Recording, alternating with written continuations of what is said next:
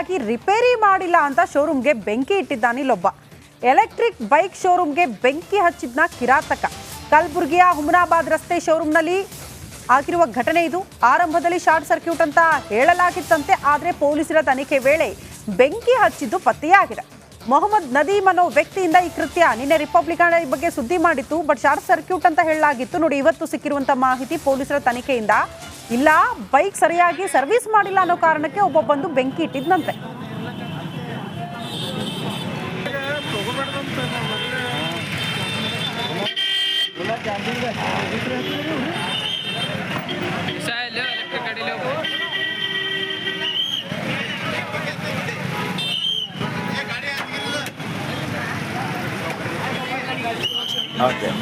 ಗಾಡಿ ಇದು ಸರ್ವಿಸಿಗೆ ಕೊಡೋದುಂಟ, ಇವನು ಎಷ್ಟರ ಮಟ್ಟಿಗೆ ಲಾಸ್ ಮಾಡಿದ್ದಾನೆ ಅಂತ.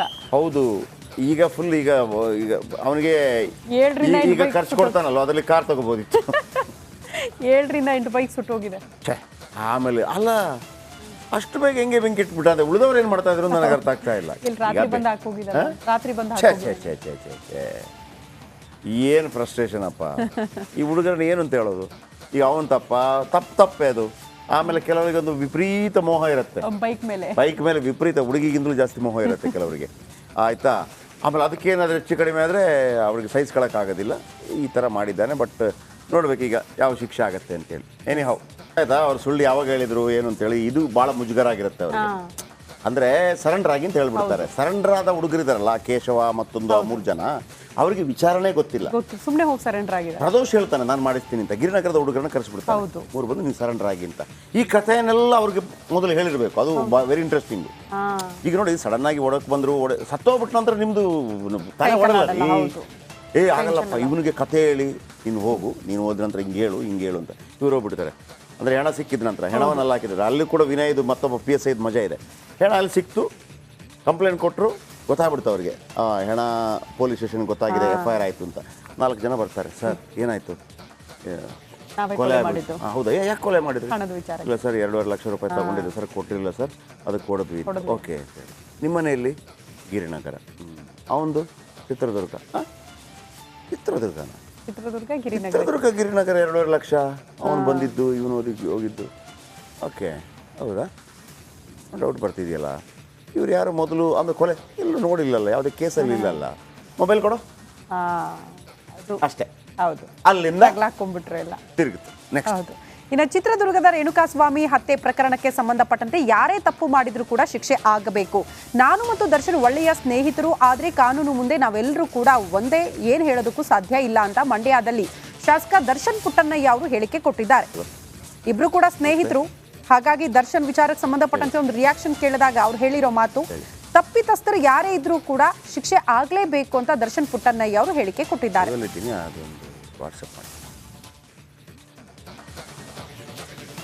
ಒಪ್ಪಿಗೆ ಯಾರು ತಪ್ಪು ಮಾಡಿದ್ರೆ ಅವ್ರಿಗೆ ಶಿಕ್ಷೆ ಆಗಬೇಕಷ್ಟೇ.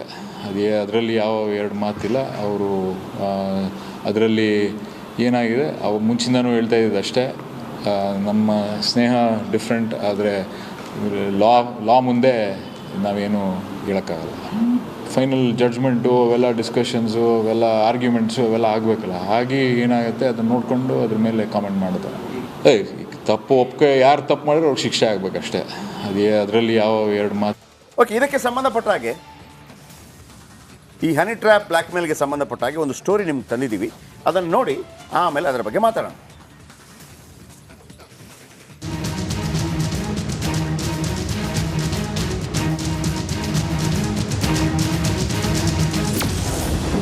ಹನಿ ಟ್ರ್ಯಾಪ್ ಖೇಡಾಕ್ಕೆ ಬಿದ್ದಿದ್ರ ದರ್ಶನ್. ಪವಿತ್ರ ಗೌಡ ಬಂಡವಾಳ ಬೆಚ್ಚಿಟ್ಟ ದರ್ಶನ್ ಪತ್ನಿ ರೇಣುಕಾಸ್ವಾಮಿ ಕೊಲೆ ಕೇಸ್ನಲ್ಲಿ ದರ್ಶನ್ ಜೈಲು ಸೇರಿ ಪರದಾಡುತ್ತಿದ್ದಾರೆ. ಈ ಪ್ರಕರಣದಲ್ಲಿ ದರ್ಶನ್ ಪತ್ನಿ ವಿಜಯಲಕ್ಷ್ಮಿ ಪೊಲೀಸರಿಗೆ ನೀಡಿರುವ ಹೇಳಿಕೆ ಈಗ ಇಡೀ ಕೇಸ್ಗೆ ಟ್ವಿಸ್ಟ್ ಕೊಡುವಂತಿದೆ.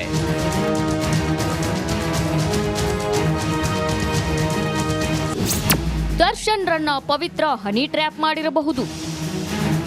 ನನ್ನ ಆಪ್ತ ವಲಯದಲ್ಲಿ ಹನಿ ಟ್ರ್ಯಾಪ್ ಬಗ್ಗೆ ಚರ್ಚೆ ಆಗ್ತಿದೆ.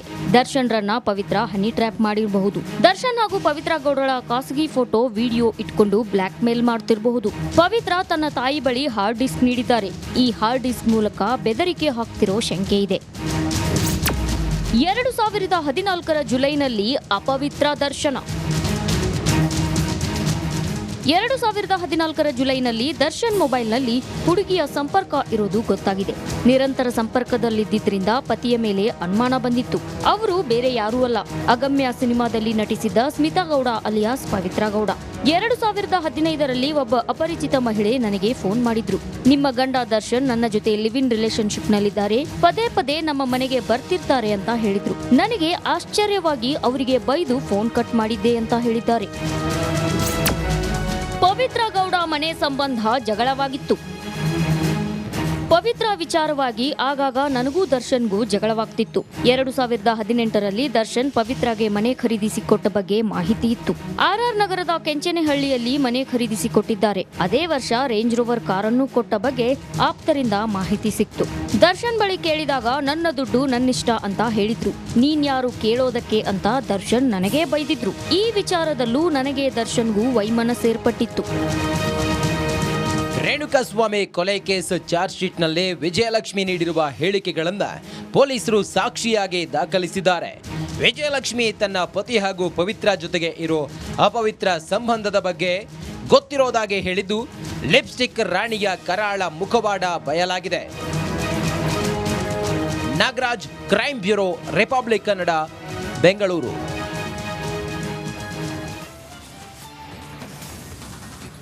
ಓಕೆ, ಧ್ರುವ ಇದ್ದಾರೆ ನಮ್ಮೊಂದಿಗೆ ನೇರ ಸಂಪರ್ಕದಲ್ಲಿ. ನಿಮ್ಮ ಪ್ರಶ್ನೆ ಇದೆಯಾ? ಅಂದ್ರೆ ಹನಿ ಟ್ರಾಪ್ ಅಂತ ಇವ್ರು ಆರೋಪ ಮಾಡಬಹುದು, ಬಟ್ ಅದಕ್ಕೆ ಪೂರಕ ಸಾಕ್ಷ್ಯಗಳು ಬೇಕಾಗುತ್ತೆ ಅನ್ಸುತ್ತೆ. ಈಗ ಅವರಿಬ್ರು ಹೇಳಿಕೆ ಕೂಡ ದಾಖಲಾಗ್ಬಿಟ್ಟಿದೆ. ಇಲ್ಲ, ನಾವು ಲಿವ್ ಇನ್ ರಿಲೇಶನ್ಶಿಪ್ ಅಲ್ಲಿ ಇದ್ದೀವಿ ಅಂತ ದರ್ಶನ್ ಕೂಡ ಹೇಳಿದ್ದಾರೆ, ಇವರು ಹೇಳಿದ್ದಾರೆ. ಅದೇ ಅಂದ್ರೆ ನಿಮಗೆ ಏನಾಗತ್ತೆ ಅಂತಂದ್ರೆ, ನಾನು ಅದನ್ನ ಒಂದು ಈ ವಿಡಿಯೋ ಇಟ್ಕೊಂಡೆಲ್ಲ ಬ್ಲ್ಯಾಕ್ ಮೇಲ್ ಮಾಡೋದಕ್ಕೆ ಜಗ್ಗುವಂತ ಮಗ ದರ್ಶನ್ ಅಲ್ಲ, ಆಯ್ತಾ? ಅವರನ್ನ ವಿಡಿಯೋ ಬಿಟ್ಬಿಡ್ತೀನಿ ಅದೆಲ್ಲ. ನಿಮ್ಗೆ ಒಂದು ಮಾತು ಗೊತ್ತಿರೋ ಅವತ್ತು ವಿಜಯಲಕ್ಷ್ಮಿ ಅವ್ರಿಗೆಲ್ಲೋ ಇರುಸು ಮುರುಸು ಆದಂಗೆ ಕಾಣಿಸ್ತಾ ಇದೆ ಇವ್ರ ಸಂಬಂಧದ ಬಗ್ಗೆ. ಆಬ್ವಿಯಸ್ಲಿ ಕೆಲವು ಸಂಪ್ರದಾಯಸ್ಥ ಹೆಣ್ಣು ಮಕ್ಕಳಿಗೆ ಅದು ಬಹಳ ದೊಡ್ಡ ಮಟ್ಟದಲ್ಲಿ ಇರುಸು ಮುರುಸು ಆಗತ್ತೆ. ಆಮೇಲೆ ಅವರು ಅದನ್ನೇ ಆಮೇಲೆ ಆಕೆ ಇವರನ್ನು ಇರುಸು ಮುರುಸು ಮಾಡೋಂಗೆ ಉರ್ಸಿದಾಳೆ.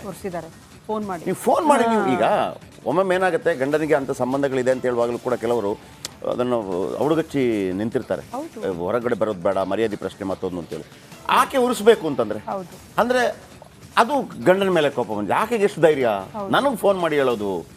ಮೊದಲೇ ಗೊತ್ತಿರತ್ತೆ, ಆದ್ರೂ ಗೊತ್ತಿಲ್ಲದಂಗೆ ಇರ್ತಾರೆ. ನನಗೆ ಫೋನ್ ಮಾಡಿ ಹೇಳಿದ್ದಾಳೆ ಒಂದು. ಆಮೇಲೆ ಇಮೋಷನಲಿ ಬ್ಲ್ಯಾಕ್ ಮೇಲ್ ಮಾಡಿದಂತೂ ನಿಜ. ಯಾರನ್ನ? ದರ್ಶನ್ ಅವರನ್ನ, ಪವಿತ್ರ ಗೌಡ. ಯಾವಾಗ? ಇವರು ದುಬೈಗೆ ಹೋದಾಗ. ಆಮೇಲೆ ಅಲ್ಲಿ ಗೊತ್ತಾಗುತ್ತೆ ದರ್ಶನ್ ಸ್ವಲ್ಪ ಭಾವುಕಜೀವಿ, ಅದರಲ್ಲಿ ಎರಡು ಮಾತಿಲ್ಲ, ಎಲ್ಲರೂ ಗೊತ್ತಿರೋದು. ಭಾಳ ಭಾವನಾತ್ಮಕವಾಗಿ ತುಂಬ ಇದಾಗ್ತಾರೆ ಅವರು ಅಂತೇಳಿ, ಅಂದರೆ ಭಾಳ ಮೆಲ್ಟ್ ಆಗಿಬಿಡ್ತಾರೆ ಅಂತೇಳಿ. ಈಗ ಏನಾಗಿರುತ್ತೆ, ಹೆಂಡತಿ ಜೊತೆ ಒಂದು ಸಂಬಂಧ ಒಂಥರ ಕಿರಿಕಿರಿ ಆಗಿದೆ, ಇದಾಗಿದೆ, ಮತ್ತು ಇವ್ರ ಜೊತೆ ಒಂದು ಸಂಬಂಧ ಇದೆ. ಆಮೇಲೆ ಕೆಲವು ನಾನು ಹೇಳಿದ್ನಲ್ವ, ತುಂಬ ಅದ್ಭುತವಾಗಿ ಪ್ರೀತಿ ತೋರಿಸಿದಾಗ ಒಂದು ಇಮೋಷ್ನಲಿ ಬಾಂಡಿಂಗ್ ಆಗಿರ್ತದೆ. ಆಮೇಲೆ ಆ ಥರದ ಬ್ಲ್ಯಾಕ್ ಮೇಲ್ ಆಗಿರ್ಬೋದು. ದರ್ಶನ್ಗೆ ಈ ಥರ ಹೇಳಿದರೆ ಅವರು ತುಂಬ ಕರಗೋಗ್ಬಿಡ್ತಾರೆ ಅನ್ನೋ ಕಾರಣಕ್ಕಾಗಿ, ನೋಡು ನೀನು ಈ ಥರ ವೈಫನ್ನು ಟ್ರೀಟ್ ಮಾಡೋದು, ಫಸ್ಟ್ ಮುದ್ದು ಅಂತೆಲ್ಲ ಹೇಳ್ಬಿಟ್ಟು ಮತ್ತೊಂದು ಆಗ್ಬಿಟ್ಟು ನೀನು ಚೆನ್ನಾಗಿರು, ನೀನು ನನ್ನ ಲೈಫ್, ಆಮೇಲೆ ಬೈಯೋದು ನೋಡಿ, ಎಲ್ಲವೂ ಮಾಡ್ತಾರೆ ಅವರಲ್ಲಿ. ಫಸ್ಟ್ ಏನು ಹೇಳ್ತಾರೆ, ನೀನಿಲ್ಲದೆ ಬೇರೆ ಯಾರಿಲ್ಲ ಸುಬ್ಬ, ನೀನು ಲೈಫಲ್ಲಿ ಭಾಳ ಇಂಪಾರ್ಟೆಂಟ್ ಸುಬ್ಬ, ಇಂಗ್ಲೀಷಲ್ಲಿ ಹೇಳ್ತಾ ಹೋಗ್ತಾರೆ. ಆಮೇಲೆ ನಾನು ಯಾವತ್ತೂ ಹೇಳ್ತಾ ಇದ್ದೆ, ಕೆಲವು ಹುಡುಗರಿಗೆ ಹೆಂಗಿರ್ತದೆ ಅಂದರೆ ಇಂಗ್ಲೀಷ್ ಬಾರದ ಹುಡುಗರಿಗೆ ಒಂದು ಹುಡುಗಿ ಭಾಳ ಚೆನ್ನಾಗಿದ್ದು ಒಂದು ಇಂಗ್ಲೀಷಲ್ಲಿ ಮೆಸೇಜ್ ಕಳಿಸ್ತಾ ಇದ್ರೆ ಅವರೆಲ್ರಿಗೂ ಒಂದು ಆಕಾಶದಲ್ಲಿ ತೇಲಾಡ್ತಾ ಇರ್ತಾರೆ. ದರ್ಶನ ಅಷ್ಟೇ, ಹೌದು ಮುದ್ದು, ನಾನು ಓಕೆ, ಎವ್ರಿಥಿಂಗ್ ನೀನೇ, ಹಿಂಗೆಲ್ಲ ಹೇಳಿರ್ತಾರೆ. ಆಮೇಲೆ ಸಡನ್ ಆಗಿ ಅವ್ರ ಪ್ಲೇಟ್ ಚೇಂಜ್ ಆಗುತ್ತೆ. ಹೆಂಡ್ತಿನ ನೋಡ್ಕೊಳ್ಳೋದು, ನೀನು ಚೆನ್ನಾಗಿರು, ನೀನು ನನ್ನ ಲೈಫನ್ನು ಸ್ಪಾಯ್ಲ್ ಮಾಡಿದೆ, ಬಾಯ್ ಟೇಕ್ ಕೇರ್ ಅಂತೆಲ್ಲ ಹೇಳ್ಬಿಡ್ತಾರೆ. ಆ ಕಡೆಯಿಂದ ಅವ್ರು ಮುದ್ದು ಅಂತ ಆಗ್ತಾ ಇರ್ತಾರೆ, ಇವಳು ಕೆರೇ ಮಾಡೋದಿಲ್ಲ. ಅಂದರೆ ವಿಲ ಒದ್ದಾಡಿಸೋದು ಅಂತಾರೆ, ನಿನ್ನನ್ನು ಒದ್ದಾಡಿಸ್ತೀನಿ ಮತ್ತೊಂದು ಅಷ್ಟಕ್ಕೆ ಹೋಗಿರ್ಬೋದು. ಆಮೇಲೆ ಇದು ನಾನು ಹೇಳಿದ್ನಲ್ಲ, ವಿಡಿಯೋ ಮಾಡಿ ಇಟ್ಕೊಂಡು ಬ್ಲ್ಯಾಕ್ ಮೇಲ್ ಮಾಡಿದರೆ ಆ ಬ್ಲ್ಯಾಕ್ ಮೇಲ್ಗೆ ಎದುರುವಂಥ ಮಗ ದರ್ಶನ್ ಅಲ್ಲ. ಇತ್ತೀಚೆಗೆ ಕಾಟೇರ ಸಕ್ಸಸ್ ಮೀಟ್ನಲ್ಲಿ ಒಂದು ಮಾತನ್ನು ಹೇಳ್ತಾ ಇದ್ರು, ನೀನಂತೆ ಅವಳಂತೆ. ನನಗೆ ಅನಿಸ್ತಾ ಇತ್ತು ಆ ಟೈಮ್ನ ಫ್ರಸ್ಟ್ರೇಷನ್ ಅದು ಅಂತ. ಇವಳೊಂದಲೋ ಕಿರಿಕಿರಿ ಆಗ್ತಿದೆ, ಅವಳಿಂದಲಿಗೆ ಯಾವನ್ಗೆ ಬೇಕು ನೀವಿಬ್ರು ಅಂತ, ಅದು ಭಾಳ ದೊಡ್ಡ ಟೀಕೆಗೆ ಕಾರಣವಾಗಿತ್ತು. ಓಕೆ, ಧ್ರುವ ಇದರ ಬಗ್ಗೆ ಹೆಚ್ಚಿನ ಮಾಹಿತಿ ಕೊಡ್ತಾರೆ. ಧ್ರುವ, ನಿಮ್ಮ ಅಪ್ಡೇಟ್ಸ್ ಏನಿದ್ರ ಬಗ್ಗೆ?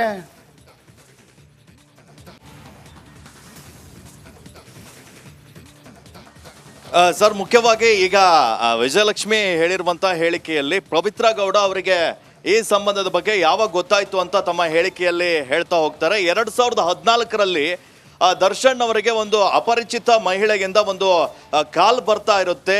ಆ ಮಹಿಳೆಯಿಂದ ಕರೆ ಬರ್ತಾ ಇರುವಾಗ ಇವರಿಗೆ ಒಂದು ಅನುಮಾನ ಶುರುವಾಗುತ್ತೆ ವಿಜಯಲಕ್ಷ್ಮಿಗೆ.